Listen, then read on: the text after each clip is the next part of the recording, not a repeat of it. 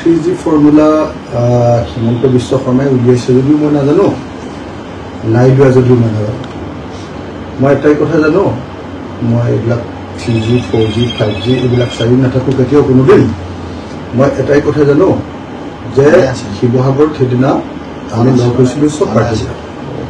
শিৱসাগৰত ৰাইজৰ দলে এটা প্ৰটেষ্ট প্ৰগ্ৰেম আয়োজন কৰিছিলে আৰু সেই প্ৰটেষ্ট প্ৰগ্ৰেমটোলৈ গৌৰৱো গৈছিলে, লুৰিণো গৈছিলে, তাৰপিছত ভূপেন্দ্ৰও গৈছিলে, দেৱব্ৰত শইকীয়াও আছিলে, বহুত মানুহ গৈছিলে। তেতিয়াই আপোনালোকৰ DY সাংবাদিক যে ভাস্কৰজ্যোতি দাস, শিৱসাগৰৰ ব্যুৰ' চিফ টিচাৰ, খুব এক্সপাৰ্ট এক্টিভ তেওঁ সাংবাদিক, তেওঁ আকস্মিকভাৱে আমাক তিনিটাকে ক'লে যে আমি আজি তিনি গগৈ তেওঁলোকৰ লগত কথা পাতিম। মই ভাস্কৰ শিৱসাগৰৰ সাংবাদিকবিলাকৰ লগত খুব ঘৰুৱা সম্পৰ্ক, সদায় লগ পাই থাকোঁ। ভাস্কৰে যেতিয়া ক'লে ময়ো ফূৰ্তি কৰি কৰিলে ভাল হ'ব এনেকৈ ধেমালি কৰি দিলোঁ।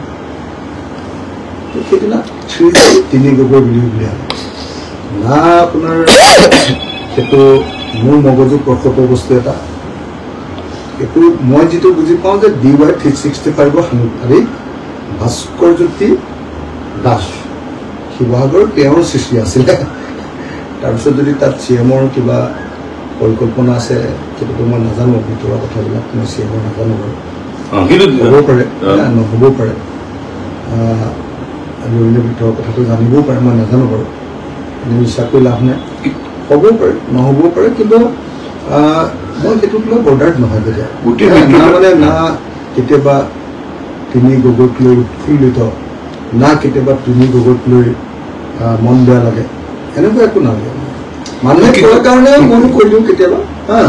গতিকে মই ভাবোঁ যে সেইটো মানুহৰ সৃষ্টি, সংবাদ মাধ্যমৰ সৃষ্টি, আৰু তাৰপিছত যদি তাতে চৰকাৰৰ কিবা অংশ আছে তেতিয়াহ'লে মই নাজানো, থাকিব পাৰে, মই নাজানো।